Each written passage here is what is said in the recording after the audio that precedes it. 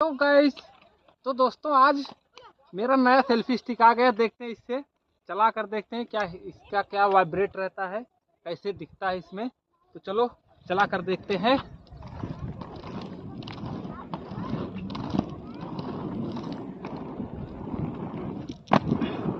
भाई साहब एकदम ओके सेल्फी स्टिक, ना कोई वाइब्रेशन है ना कुछ है, एकदम बढ़िया सेल्फी स्टिक चल रहा है। ये देख लीजिए आप लोग। तो गोकुल आज लाया नहीं है अपना, ये सिर्फ साइकिल लाया है। ये देख लीजिए, ये साइकिल ही लाया आज, सेल्फी स्टिक नहीं लाया है। तो चलो थोड़ा सा स्पीड में करते हैं रेसिंग।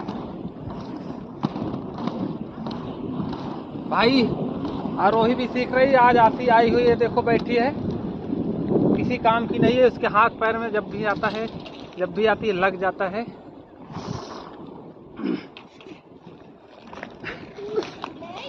Hello guys.